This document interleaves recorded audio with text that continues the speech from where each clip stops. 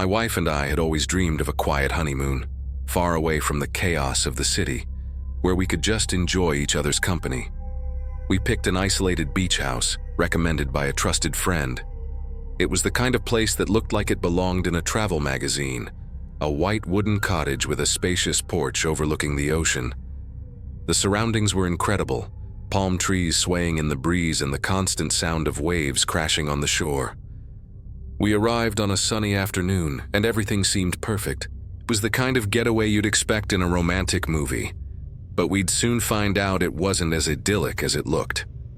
On the fourth night, after spending the day hiking nearby trails, we decided to stay in and relax. It was around 9 p.m. when we heard a knock at the door. We weren't expecting anyone, and apart from the sound of the waves and the wind, it was eerily quiet outside. Reluctantly, we opened the door. Standing there was a tall man with a scruffy appearance. He wore a wrinkled shirt and worn-out jeans. He explained that he had rented the house before us and had accidentally left his laptop in the main bedroom. He spoke calmly, but there was something off about him. My gut told me something wasn't right, so we politely told him we hadn't seen anything and couldn't let him in. His expression changed. He seemed annoyed, but he just muttered, "All right," and walked off into the darkness. After he left, my wife and I stood in the living room feeling uneasy. The tension in the air was almost tangible. We tried to shake it off and get back to normal, but there was something about that guy's expression that stuck with me. We double-checked all the doors and windows to make sure everything was locked.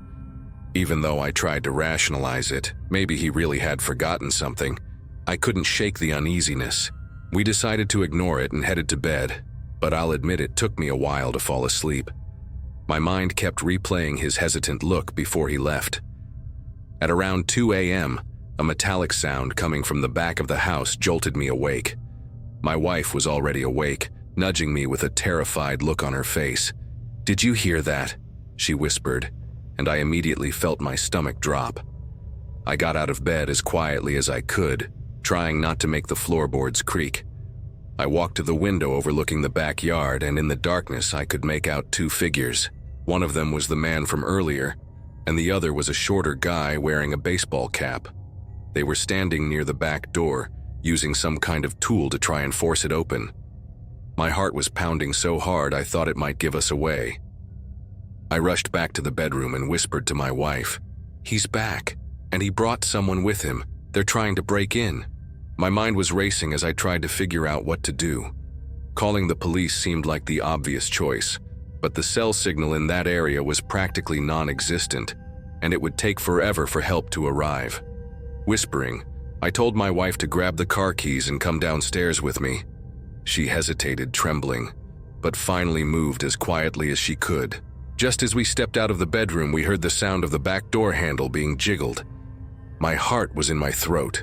I held my wife close and whispered, "We can't stay here." Grabbing the heavy rod we had used earlier to fix a window, I motioned for her to follow me, taking slow, careful steps.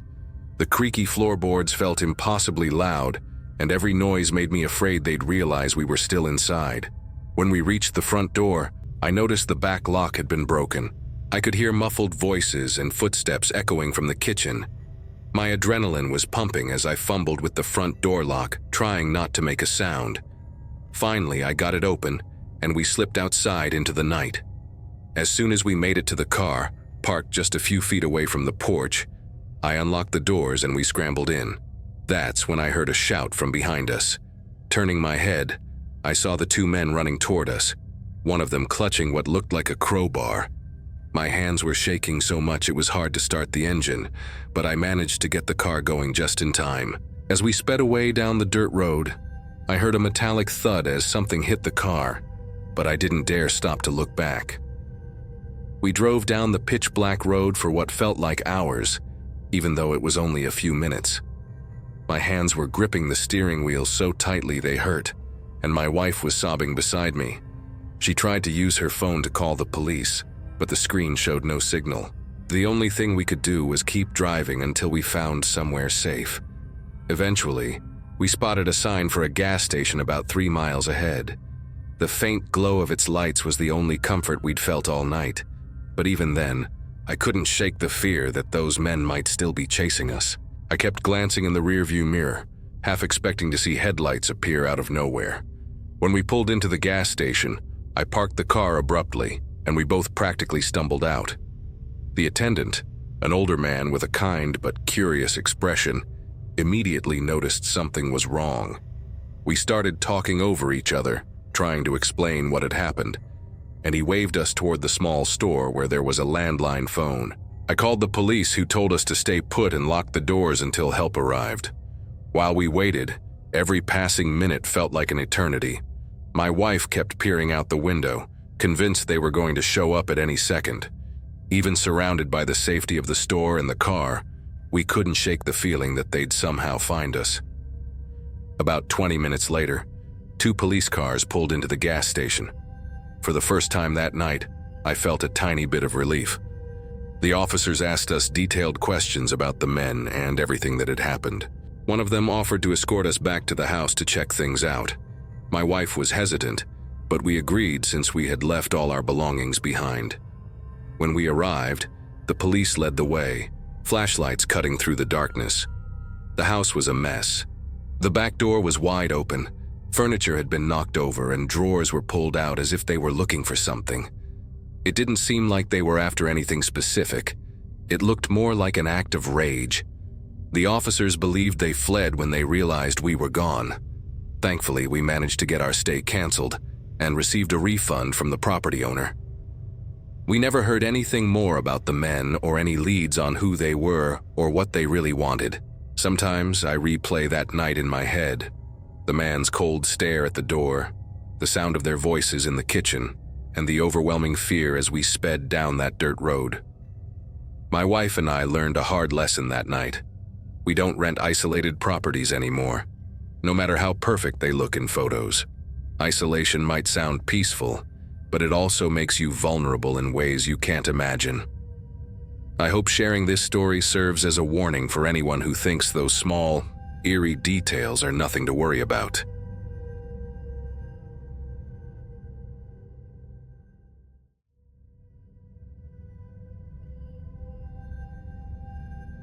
I've never been much of an outdoorsy person, but after a draining year as a single mom, I decided my daughter and I needed a break from the chaos of the city.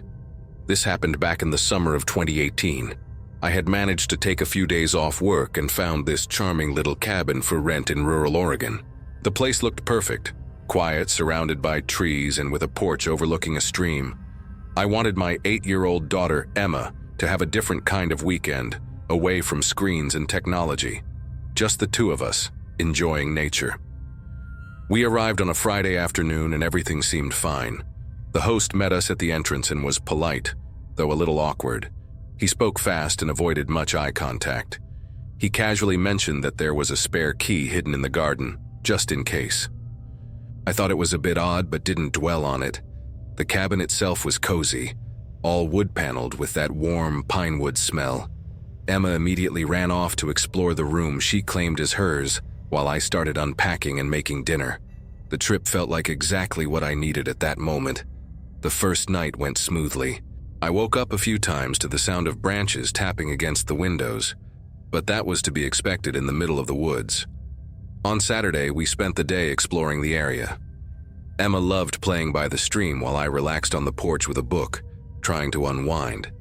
But later that afternoon, I noticed my phone charger was missing. I was sure I'd left it next to the bed, but after searching the whole cabin, I found it on the floor near the couch. I figured maybe I'd dropped it without realizing it, though something felt slightly off. By that evening, I started getting this uneasy feeling, like we weren't entirely alone.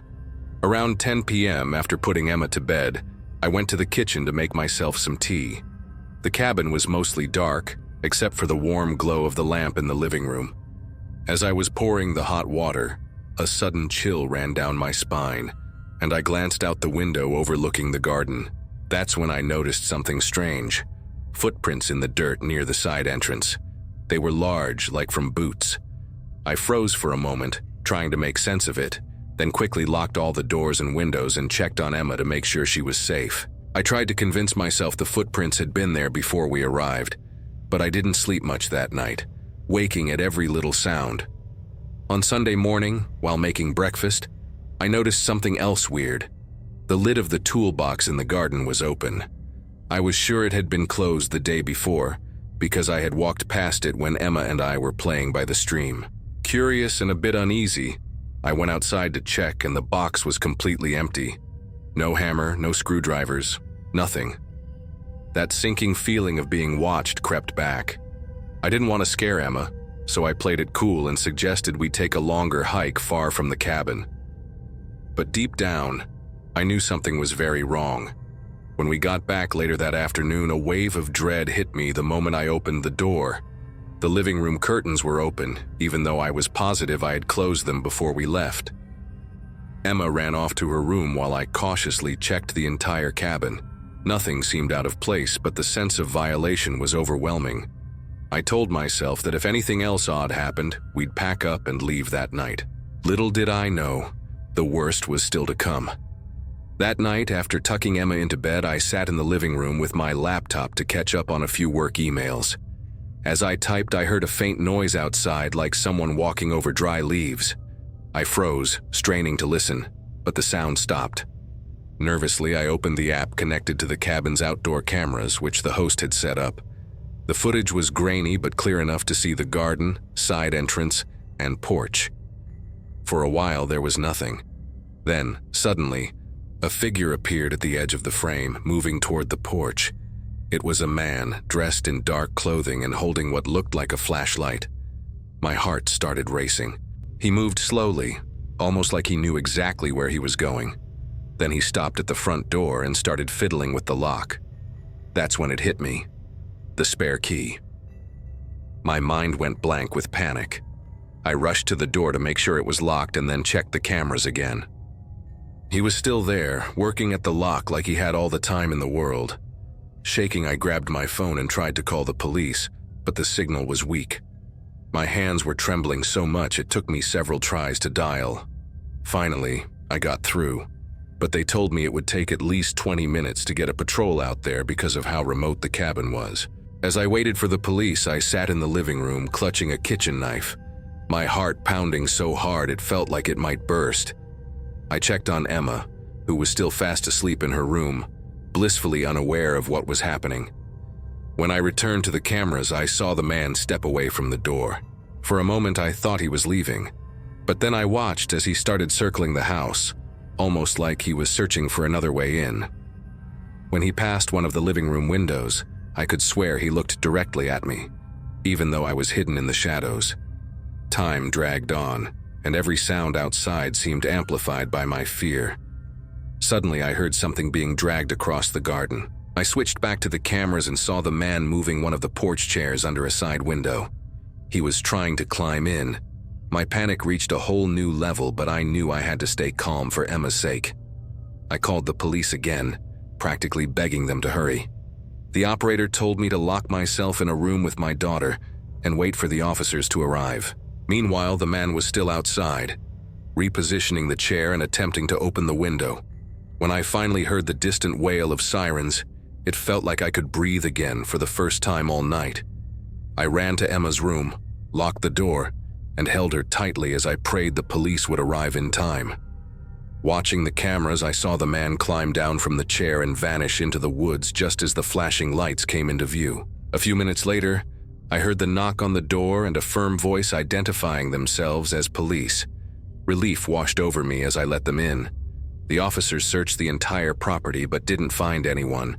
They did find the tools from the missing toolbox scattered in the woods, and the porch chair still placed under the side window. One of the cops told me it was a good thing I'd called when I did because the man seemed determined to get inside.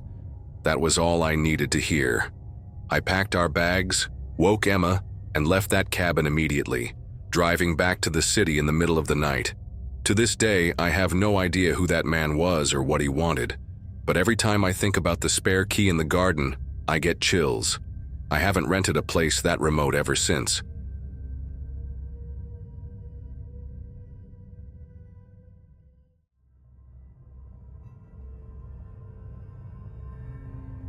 Back in the summer of 2019, I was 21, and starting my first internship at a tech company in Chicago. It was a great opportunity, but the pay barely covered the basics, so I decided to rent a shared room in an apartment to save money. I found the place on an online forum and the location was perfect, just a short walk to public transit. When I moved in, the apartment looked pretty average.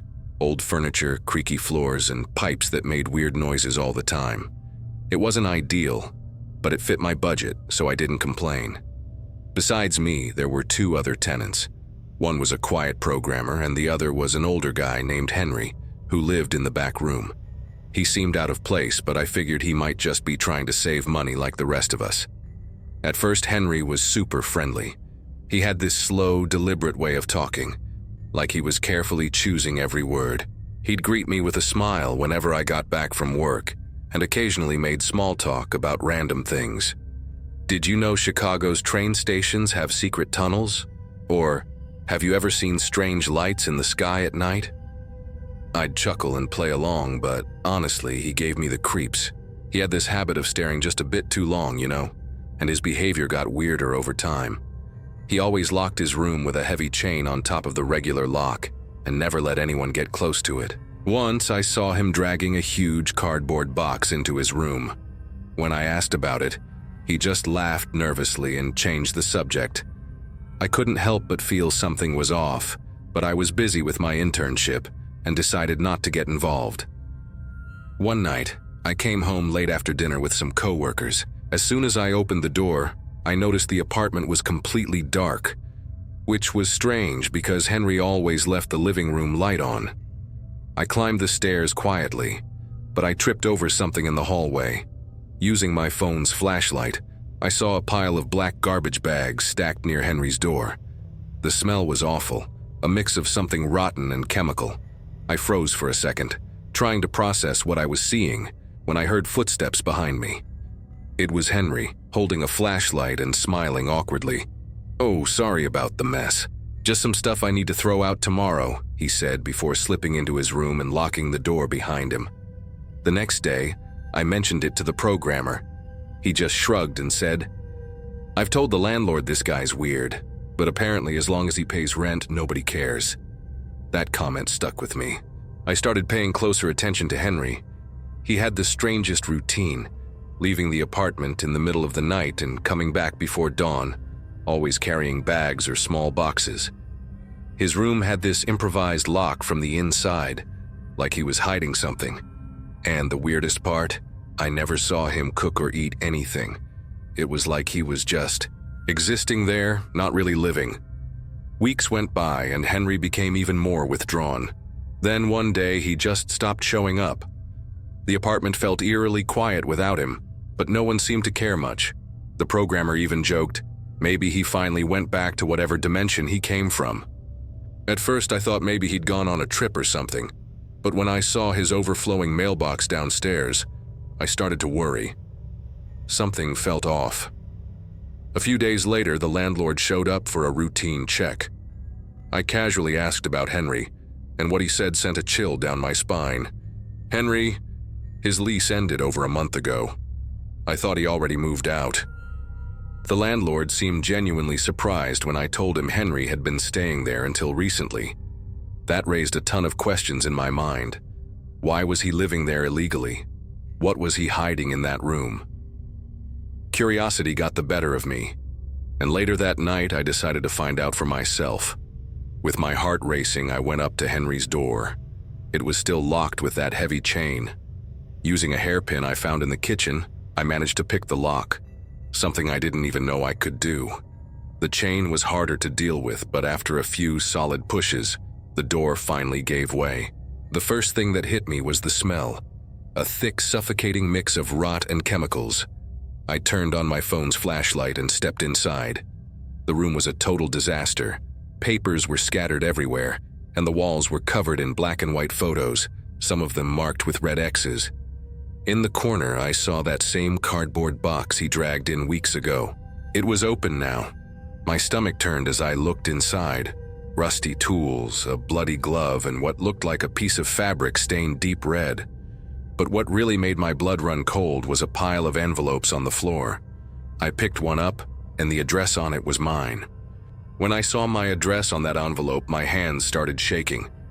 I carefully opened it, bracing myself for some kind of threat, but what I found was even worse. A photo of me, taken while I was sleeping. It was recent too. I was wearing the same pajamas I'd just bought after moving in. My mind was racing. How did he get into my room? What was he planning? And was I the only one he'd been watching? I started tearing through the room, desperate for answers. Behind a pile of dirty clothes, I found an old notebook, its pages filled with messy, scattered notes. Each page had names, dates, and bizarre descriptions like deep sleeper, too curious, and perfect. My name was there too, with the word ready scribbled next to it. My stomach dropped. It felt like he'd been preparing for something, and I had a sinking feeling I was next. I couldn't stay there any longer. I locked the door back the way I'd found it and went straight to the police station. At the station, the officers listened to my story, but at first, they didn't seem to take it too seriously. "It's probably just some eccentric guy overstaying his lease," one of them said. But when I mentioned the photo and the notebook, everything changed. 2 officers followed me back to the apartment that same night. They opened Henry's room and started searching. After a while, they asked me to wait outside. Their expressions were grim when they came back out. One of the officers explained that, along with the tools and stained fabric, they found more documents and photos of other people. Henry hadn't just been watching me. He'd been doing this for years to multiple people. They advised me to leave the apartment immediately while the investigation continued. A few weeks later, I found out Henry was wanted in another state for a missing persons case that had never been solved. To this day, I still get chills thinking about it.